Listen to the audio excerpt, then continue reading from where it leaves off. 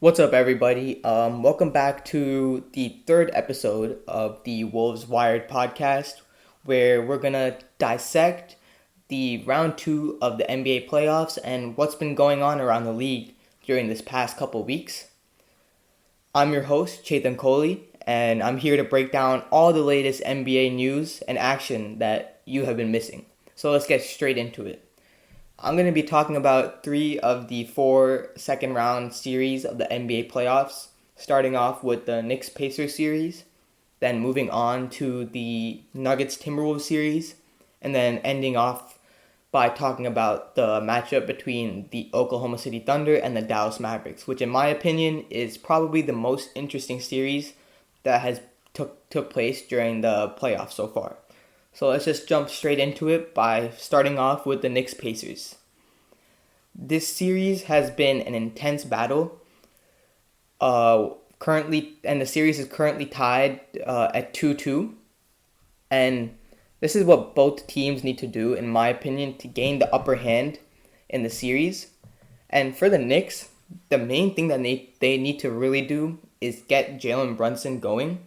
Brunson has been a driving force for the Knicks throughout the whole regular season and throughout the first round and even the first couple games of the second round. But he struggled in Game 4 mightily, scoring only 18 points and shooting it very inefficiently at a 6 of 17 clip from the field. And that's just very unlike him. He's a very efficient scorer, scoring at about a 45%, 50% efficiency from the field. So the Knicks need this superstar point guard to regain his rhythm and be more efficient on offense. And along with this, it's surprising for me to say, but the Knicks really need to improve their perimeter defense. They've always been known to be a good defensive team, especially with Tom Thibodeau as the coach. But the Pacers during Game 4 blew the Knicks out by almost 30 points and shot a blistering 45% from 3. And that's kind of unheard of because most teams shoot around 30-35% from 3 and 45-50% from the field. But the Pacers shot 45% from 3. So that's just mind-blowing. So the Knicks have to do a better job of contesting shots and closing out on Indiana's shooters, especially Tyrese Halliburton and Buddy Hield, who are two very prolific three-point shooters. And if they see even one three-point shot go in, they can barrage you with threes on threes on threes throughout the whole game. So that's something the Knicks really do not want to happen. And another thing that they really need to do is they need to crash the boards. The Pacers out-rebounded the Knicks 52-43 in Game 4, leading to a bunch of extra possessions and second chance points for the Pacers. So the Knicks really need to be more physical on the glass and limit the Pacers' offensive rebounding opportunities so they don't get second chances during the same possession. A big part of their rebounding differential is largely due to them not having Mitchell Robinson in this series because he got hurt during the Sixers series, and also them losing OG in the middle of the series because OG provides them with a lot of strength and physicality at the 3-4 position, which now the Knicks are lacking a lot. So that's something to keep a very big eye out for. And moving on to the Pacers, if they want to continue to win games and ultimately win the series, they just need to keep the defensive intensity that they have right now. The Pacers throughout the regular season were the worst defensive team in the league and had the worst defensive rating, but they played some very swarming defense in Game 4 and held the Knicks to just 35% shooting from the field. And like I said before, that's pretty bad because teams usually shoot 45%, 50% from the field and 30-35% from 3.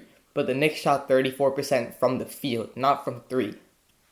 So they really need to continue to make life difficult for Jalen Brunson and the Knicks offense with their physicality and peskiness by picking them up 94 feet and doing things like that. Along with their defense, the Pacers really need to get a balanced scoring attack. They have Tyrese Halliburton, who's a 2-time All-Star and has been playing like a 2-time All-Star these last 2 games. He's been amazing.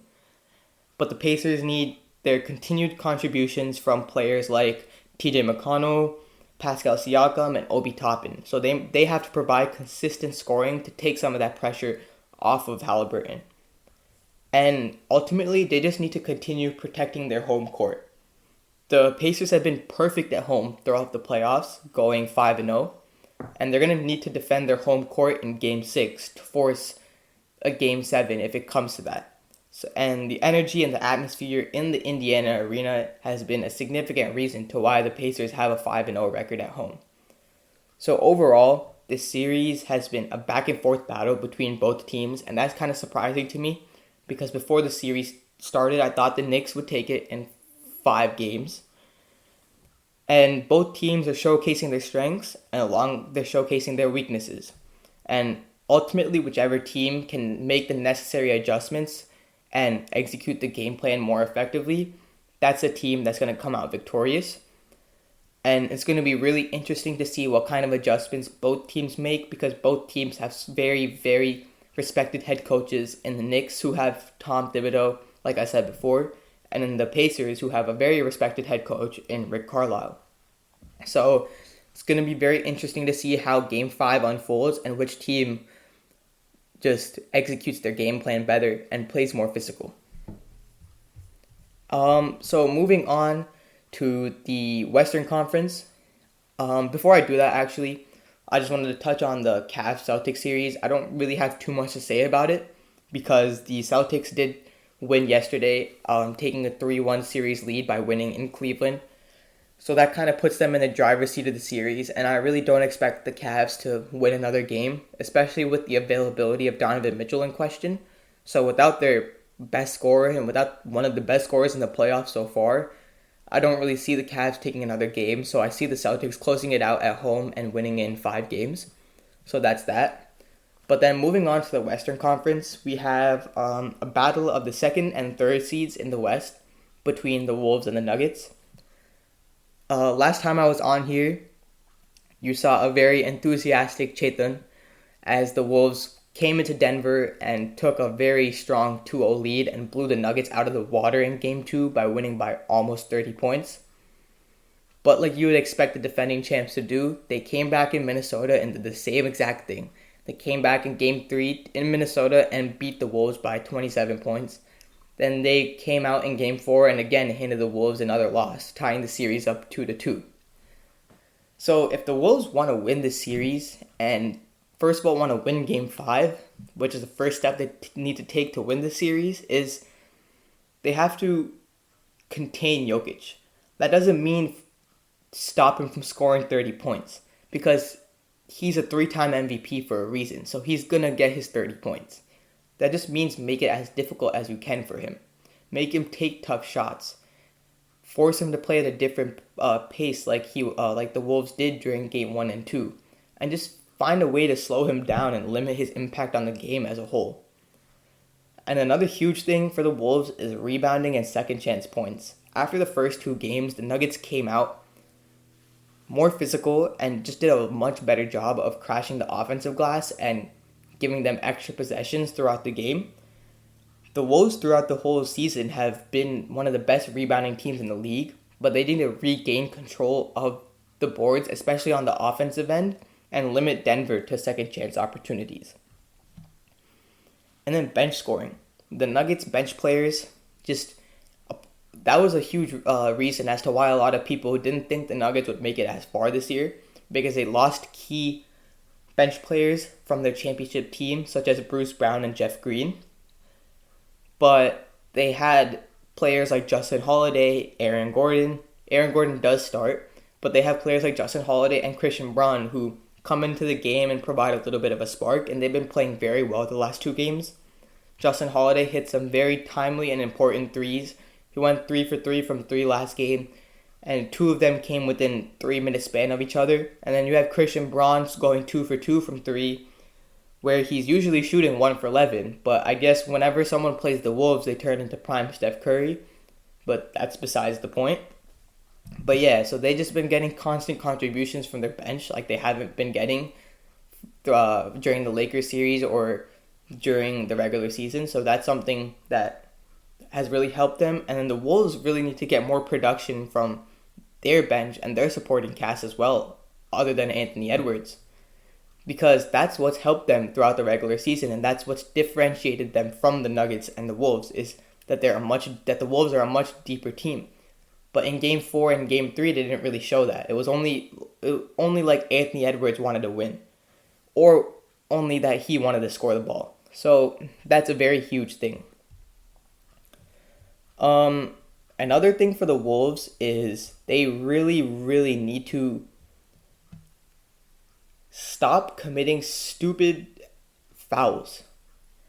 You have players like Cat, who is such a star on the offensive end and plays great defense, but he is committing fouls 50 feet away from the basket while Jokic is bringing the ball up at half court. He's reaching in there. Like, that's things you don't really need to do. Or you have Rudy Gobert just fully pushing off a smaller defender where he could just get the rebound over him.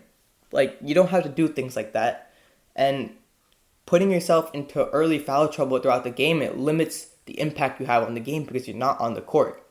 In order to win games, the Timberwolves need production from their two big men in Cat and Gobert. And obviously the Wolves have a sixth man of the year and another big man in Naz Reid coming off the bench. But again, if you put yourself in foul trouble, you're taking the depth away from your team. You're taking away Naz's ability to come in and play against the Denver bench and score his 16 points. You're making him come in and play longer and get more tired. And you're not impacting your team in any sort of way. So that's really something that is something to look forward to in the future, especially in Game 5. And I just want to shout out Anthony Edwards. After Game 3, he said that he came out with no passion, no energy, and just came out flat. And he said it was on him. And he said he would come out a lot more motivated and with a lot more energy in Game 4. And that's exactly what he did. He backed that up. He dropped a game-high 44 points and also set Timberwolves franchise playoff record with the 44 points he scored in Game 4. So the Wolves are going to need big contributions from him if they want to continue to win, but they can't expect to win just by Anthony Edwards dropping 44 points. You're going to need your other all-star to have an efficient game and not shoot 5 for 18 from the field or not get into foul trouble and only play 30 minutes of the game. So they got to really kind of regroup and go back to the mature Timberwolves that they've been playing. And I feel like if they do that and come out with the same physical intensity that they played with in games 1 and 2, then the series could be very much different. Along with this, one of the reasons the Nuggets have found their offense is, I think, it's largely due to Jamal Murray's health. So if you saw him in game 1 and 2, he didn't really look as explosive as he normally looks. He didn't have the quick first step he would normally have while coming off of pick and rolls with Jokic. So that would limit his ability to get to his spots. And obviously, it was big credit to the Wolves' defense in 1 and 2. They were swarming him from full court. But now it just looks like he's a lot more healthier and he has that burst back in his step. And he showed that in Game 4 where he dropped 19 points and he hit a huge half-court shot at the buzzer to go into halftime. And in my opinion, that's where the course of the game changed, because before he hit that shot, the Wolves were actually only down 7 points with like 20 seconds left in the second quarter. But then they committed 3 costly turnovers, which turned into 8 points for the Nuggets in 15 seconds to close out the second quarter. So just a series of events for those 8 points. It started off with a turnover that led to a Michael Porter Jr. fast break dunk. Then another turnover that led to a KCP 3 on the left wing. Then then with 1.6 seconds left on the clock, Nickeil Alexander-Walker inbounds the ball straight and throws it straight into Murray's hands, where he chucks up a half-court buzzer beater and it goes in. So that's an 8-point swing in 15 seconds. That's a difference between being down 7 going into the half and then being down 15 going into the half. And if you look at the end score of the game, the Wolves lost by 8 points. So if they just locked in for those 15 seconds and didn't make the stupid mistakes they made, they would have had a lot better chance of winning the game. Because in the second half, the Wolves came out and outscored the Nuggets in both the third quarter and the fourth quarter. So it just shows that just mental mistakes like that, you can't make against the defending champions, because they see those mistakes and they're going to capitalize on the mistakes, because that's why they're the defending champions. They don't make turnover. They don't make mistakes like the Wolves make. They don't put themselves in the position. So basically, in my opinion, the Wolves beat themselves during Game 4. And they can't afford to do that during Game 5, especially when they're playing in Denver. And another thing, I fully blame Shaq for the way Jokic has been playing, especially these last two games. Because ever since Shaq told Jokic to his face that Shea should have won MVP, it just seemed to motivate Jokic a lot more. So Shaq, you're probably not listening to this, but by the off chance if you are, I fully blame you for the way that Jokic has been playing and why he's been doing so good. So it's all your fault. I'm just kidding. It's really not, but I have a feeling that did motivate Jokic a little bit, but that's definitely not why the Wolves have been losing. The Wolves have been making some very careless turnovers, and it's really up to Mike O'Nori and Chris Finch to get their team back on track and play like the team they've been playing with during the regular season and during the first 6 wins they had of the playoffs. So overall, whichever team can exploit the other's weakness and get key contributions, especially from their supporting cast alongside their star players, is going to emerge victorious in this very pivotal Game 5 matchup in Denver.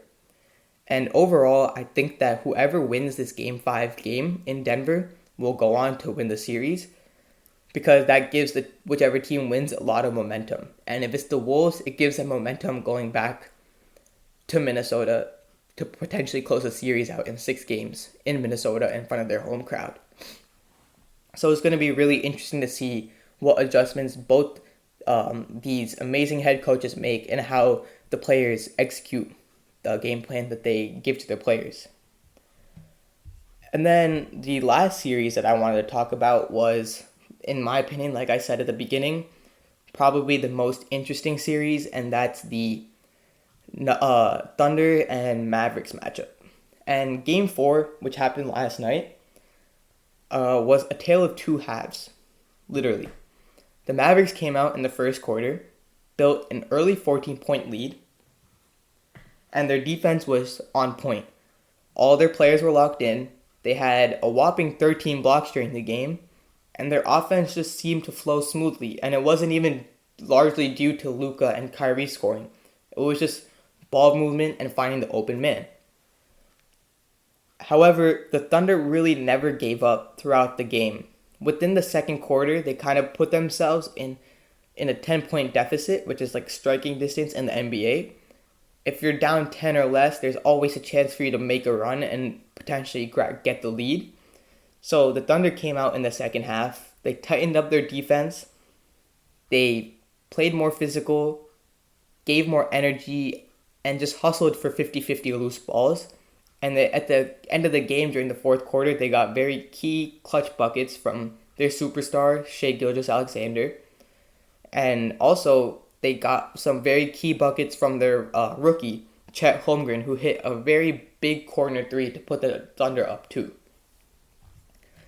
For the Mavs, the main reason, in my opinion, why they couldn't capitalize and extend their lead was missed opportunities at the free throw line. The Mavericks squandered their early lead with missed free throws. They went 12 for 13 throughout the game for free throws. So that's almost shooting close to 50%. And along with their missed free throws, Luka struggled tremendously on the offensive end. He shot only 6 of 20. And it wasn't only him. Kyrie also didn't have a good game at all. Both of them combined shot 10 for 31, only combined for 27 points. So you can't really expect your team to win if both of your star-studded offensive players are not having their usual offensive games that they're used to having. So Luka and Kyrie are both going to need to step up, and Luka especially needs to get back on track. His scoring and playmaking, it's very, very crucial for the Mavs offense, and additionally they need to improve their free throw shooting. which has been really inconsistent, like I said, throughout the series. You can't expect to win a series if you're shooting 90% from the free throw line one game and then close to 50% the other game. It's just not possible. And what to expect from the Thunder is the Thunder showed a lot of heart in their comeback victory. SGA is emerging as a superstar, and Chet's size and shot blocking ability is a major factor as to why they had that comeback victory in Game 4. So they just need to continue playing aggressive defense and capitalize on any of the mistakes that the Mavericks make, especially capitalizing on the mistakes that Luka makes. So this series is also now tied 2-2, making it a best-of-3 series, just like the Nuggets-Wolves series. The pressure's on for both teams, but the momentum seems to be shifting towards the Thunder, in my opinion. If the Mavericks can't get Luka or even Kyrie going a little bit and improve their free throw shooting, I have a very strong feeling the Thunder can pull away in Game 5 and ultimately put the Mavs to sleep and win this series and move on to the Western Conference Finals, which would be amazing for this young team. So overall, just watching the NBA from the perspective as an NBA fan, it's been amazing these past couple weeks because the playoffs have really changed from the past couple years this year. You don't have the usual players you see making their yearly appearances in the playoffs, like a KD, like LeBron, like Steph, who used to make deep runs almost every single year. They're not in the second round anymore. So it's a lot of these young teams like the Thunder, the Wolves, the Pacers. You have a lot of these young teams who have young emerging superstars in the league trying to cement themselves at the face of the league. So it's going to be really interesting to see how Game 5 of the Nuggets-Wolves series plays out when you have young players on the Wolves trying to fight against teams that have such great experience in the Nuggets. And then same thing with the Thunder. You have a very young Thunder team, the youngest number 1 seed in NBA history, playing against a team who has a lot of playoff experience in Luka, who's been to the Western Conference Finals, in Kyrie, who's been to the playoffs almost every single year he's been in the league and won the NBA Finals. So these next couple of days, and especially today night, between the Wolves-Nuggets game, it's going to be really, really fun to watch. And I suggest all you listening tune into that game. It's 10:30 Eastern Time today on TNT. So if you just want to watch a fun basketball game and are a fan of NBA basketball, it's something to tune in for. But overall, that's it. That's all the time we have for today's episode. Thank you for listening. Please tune in for next week's episode next Tuesday. But you might see a very unenthusiastic host during next week's episode. It all kind of depends on how the Wolves do today and if they end up winning the series. But overall, I appreciate all the support that I've been getting so far over the past couple of weeks from all you listening. And once again, thank you for tuning in every single week. And I'm just going to continue in making as much content as I can for you guys. So once again, thank you for tuning in into Wolves Wired, and stay tuned for more information and more news on the NBA. Thank you.